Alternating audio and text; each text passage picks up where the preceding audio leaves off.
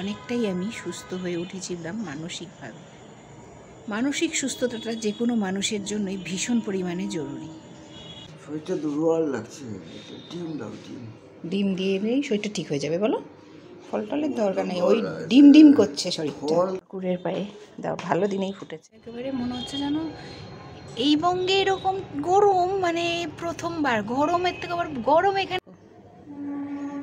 পদ্ম ফুল, এটাই এবছরের লাস্ট পদ্ম মনে হচ্ছে, যা বসন্তকালের পদ্মের না আছে কড়ি আছে, কিন্তু হবে না, কেটে দেবো ডাল। এই ডালটাই রেখেছি ফুলটার জন্য, আরও ফুটেছিল 4-5টা, তো নষ্টই হলো। গত মাসে যে ছিলাম না সেই জন্য, তখন আরও কয়েকটা ফুটেছে। চলো বাবা, এই সকাল 7টার সময় রোদে দাঁড়ানো যাচ্ছে না, এত বিরক্তিকর রোদ। চলো, আজকে বৃহস্পতিবার, দাও, ভালো দিনেই ফুটেছে। সুপ্রভাত বন্ধুরা, আশা করি তোমরা সকলেই ভালো আছো। পৃথিবীর যে যেখান থেকে আমার ব্লগটা দেখছো সকলকে জানাই অনেক অনেক ভালোবাসা। আর তোমাদের ভালোবাসায় আমরা সকলেই সুস্থ আছি, ভালো আছি।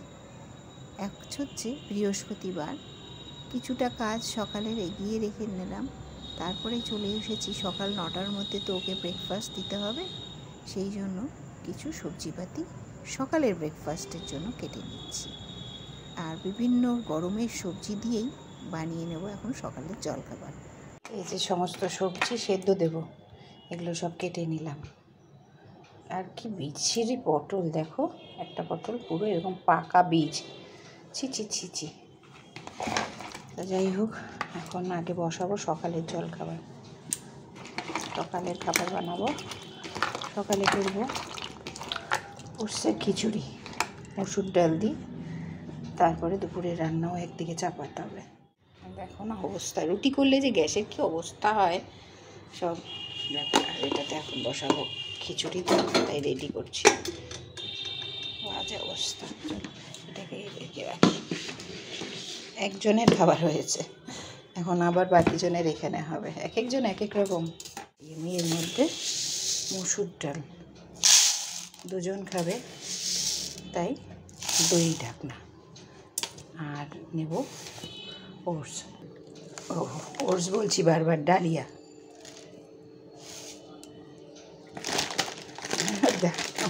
অনেক সময় এটা হয়, আমরা মুখে একরকম ভাবি আর মনে একরকম ভাবি, আর মুখে একরকম বলি। আসলে না, আমার এখন আরও বেশি হচ্ছে, আমি করছি একটা কাজ, চিন্তা করছি পরেরটুকু, এইরকমই হয়। দেখছো না, আমি হোমওয়ার্ক করছি, হয়ে যাবে এদের দুজন। দিয়ে দিলাম তেজপাতা আর সাদা জিরে, লঙ্কা দেওয়া যাবে না, নিয়ে খাবে। একটু নাড়া হয়ে যাওয়ার পর দিয়ে দেবো সবজি। সবজিটা মোটামুটি ভাজা হয়ে গেছে, তো অনেক জল ঝরিয়ে রাখা ওটস আর ডাল, আবার ওটস ডালিয়া আর ডালটা দিয়ে দিই। ওটসটা তো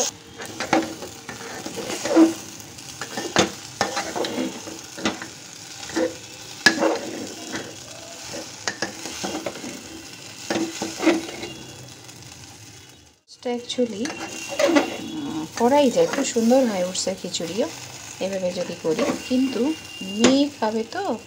ওটসটা আমাদের বয়স্কদের জন্য ঠিকঠাক, কিন্তু শিশুদের জন্য তো ওয়েট লস হয়ে যাবে, তখন মুশকিল হয়ে যাবে, বাড়ন্ত বেলা।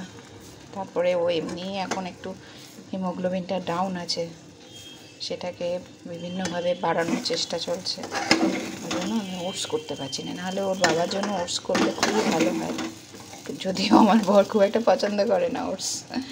এটাও যে খুব ভালো খেত তা না, এখন তো খাচ্ছে দেখছি, সুন্দর করে রান্না করে দিচ্ছি, এখন খেয়ে স্বাদটা বুঝেছে যে না, এটা সত্যি ভালো জিনিস, খেতে টেস্টি।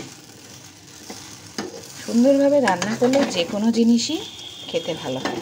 আরও ভালো হতো যদি আমি এর মধ্যে একটু কাঁচা লঙ্কা দিতে পারতাম, কিন্তু মেয়েও খাবে, তাই জন্য কাঁচা লঙ্কা দিতে পারি না। এখানে ইন্ডাকশানে একটু মসুর ডাল, এটাকে আবার ফোড়ন দেবো, একটু লবণ দিলাম, আর এই যে কেটে রাখা বাকি সবজিগুলো ডালে দিয়ে দেবো। এর সাথে দেবো সজনেটা কাটা হয়নি এখনও, কাটা সবজি থাক দেওয়া। গাজর আর একটু লাগবে মনে হচ্ছে, আসলে একবারে কেটেছি তো পরিমাণ বুঝতে পারছিলাম না। ওই যে সকালের খাবারে দিয়েছি গাজর, আর একটু লাগবে গাজর আর সজনে। সত্যি কথাই, এটা কি সজনে না নাজনে? কি মোটা মোটা, সব্বার কাছে এক অবস্থা। ছি ছি ছি, কি বাজে ড্রামস্টিক, সত্যি ড্রাম বাজানো যাবে এই দিয়ে। নামটা সত্যি ভালোই লেগেছে, আমি বেশি দিলাম না। সেদিনও আমি সারা বাজার ঘুরেছি, সবার কাছেই এরকমই মোটকা মোটকা সজনে ডাঁটা। এই দেখো অবস্থা, পটপট করছে একদম রীতিমতো, আর কি মোটা। সেখান থেকে আমি বেছে বেছে কয়েকটা নিয়ে এসেছি দেখে। তার মধ্যে যারা খুব স্লিম তারা এরা আমার বাড়িতে এসছে, আর বাদবাকি যারা ফ্যাটি আমার মতো তারা সবাই বাজারেই থেকে গেছে। সকালের জলখাবার এর সাথে ফল আরও আছে, এখানে আটবে না দেখে সেখানে শুধু শশাই দিলাম। আচ্ছা, তোমাকে কি একটু ঘি দিব আজকে? আর ডিম এত গরমে? আচ্ছা, অমলেট করে দিচ্ছি। না সেটা তো পারোই, সেটা কথা না, ঘি দিয়ে দিই। শরীরটা দুর্বল লাগছে, ডিম দাও, ডিম। ডিম দিয়ে দিই শরীরটা ঠিক হয়ে যাবে বলো? ফল টলের দরকার নেই, ওই ডিম ডিম করছে শরীরটা। ফল তো খেয়েছি, তাও শক্তি হচ্ছে না। কেন এটা খুলে দিই, দাঁড়াও। অত জবা ফুল ফুটতে আবার শুরু করে দিয়েছে, আর এখন দেখো 10টা বাজে। কে বলবে পুড়িয়ে মাগো, পুড়ে গেলাম, একদম পুড়ে যাচ্ছি বন্ধুরা। আর লু, বেলা 10টাতে লু, 10টা কি আগে থেকেই শুরু হয়েছে। ওরে বাবা, ওরে বাবা, গেলাম গেলাম গেলাম। এই যে একটা জবা ফুটেছে লালও, চলো তুলে নিই, পুজো করবো এখন ঠাকুরের। কি কাণ্ড, কি কাণ্ড, সব জ্বলে গেল সবাই একেবারে। মনে হচ্ছে যেন এই বঙ্গে এরকম গরম, মানে প্রথমবার গরমের থেকে আবার গরম এখানে পড়ে প্রত্যেকবারই, কিন্তু লু, ওরে বাবা, আর থাকা যাচ্ছে না ভাই। চলো বন্ধুরা, আর দেখাতে পাচ্ছি না আকাশ।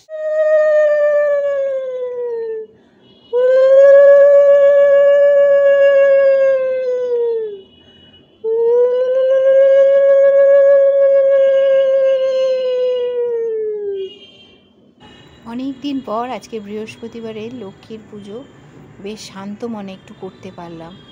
এক বৃহস্পতিবারেও একটু শান্ত মনে করেছিলাম, কিন্তু মেয়ের ডাক্তার দেখাতে যাব বলে সেই দিন পাঁচালিটা সকালে পড়িনি, ভেবেছিলাম সন্ধেবেলায় পড়ব। আর সেই দিনই আমাকে ভগবান ওরকম একটা পরীক্ষার মধ্যে ফেলে দিয়েছিল। সেটা ছিল ঈদের দিন, আজ থেকে 15 দিন আগে।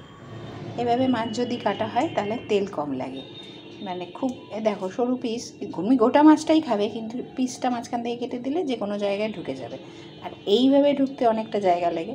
এই জন্য না আমি মাছের মাথাও একটু ছোট ছোট করে কাটি, মানে 4টে টুকরো করাই, লম্বা লম্বি একটা, পাতালি একটা, মানে যোগ চিহ্নের মতন কাটাই, আর লেজাটাও এরকম কাটাই। লেজা যত বড়ই রাখি, মাঝখান দিয়ে একটা ফালা করে নিই, তাতে খুব সুবিধে হয় মাছ ভাজতে। এই ছোট্ট ছোট্ট কিছু টিপস তোমাদের সাথে একটু শেয়ার না করলেই হয় না বলো? আমি যখন নিজের ব্যবহার করছি, তাহলে সেটা তোমাদের সাথে না শেয়ার করলে আর কি আমি ব্লগিং করলাম আর তোমাদের সাথে বন্ধু হলাম বলো তো? তাই শেয়ার করি।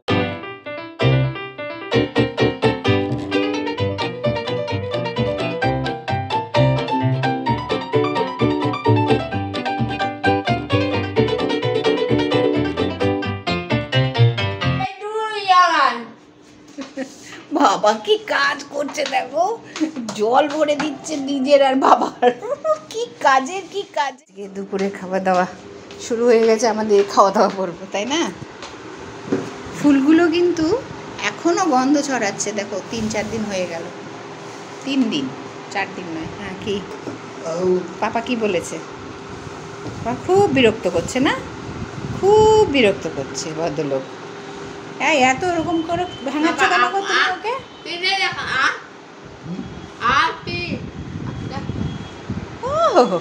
এই তাড়াতাড়ি খা নাও তোমাদের দুজনের। এই তোরা দুজন তাড়াতাড়ি খা তো, সময় নষ্ট করবি না একদম, তাড়াতাড়ি কর। পাকামো খালি, ঠিক আছে? তেতো, তেতোটাই টক আর তেতো এই দুটোই খেতে হবে, তুমি তো আবার টক খাবা না। একে টক দেওয়া যাবে না।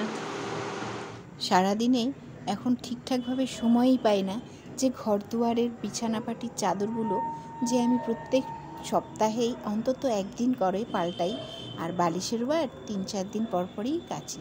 সেটা না এখন ঠিক সময় মতো করে উঠতে পারি না, যখন সময় পাই তখনই করি। আজ ছিল সন্ধেবেলায় সেই সময়টা, সন্ধেবাতি দিয়ে এসে বিছানার চাদরগুলো দেখলাম যে এরাও সব বিছানা থেকে উঠে টিভি দেখতে বসেছে, আমিও সেই ফাঁকে সব পাল্টাপাল্টি করে নিলাম। পুরনোগুলো খুলে রাখলাম, নতুন এক প্রস্থ করে পেতে নিলাম। এটা একটু অভ্যেসেরই ছিল, আর সেটা আমি বেশিরভাগই করতাম সকাল দিকে। কিন্তু এখন যা অবস্থা আমার, কখন যে সকাল হবে আর কখন যে সময় হবে বুঝে উঠতে পারি না। শুভ সন্ধ্যা বন্ধুরা। সন্ধ্যা বলাটাও ভুল, এখন রাত 9টা বাজে। অনেক দিন পর, দীর্ঘ 2 সপ্তাহ 15 দিন পর আমার অনেকটা নিশ্চিন্ত লাগছে। কেন নিশ্চিন্ত লাগছে সেটাই তোমাদের সাথে শেয়ার করতে এখন এই ছাদ বাগানে চলে আসলাম, যেখানে কেউ নেই, শুধু আমি, গাছপালা আর তোমরা।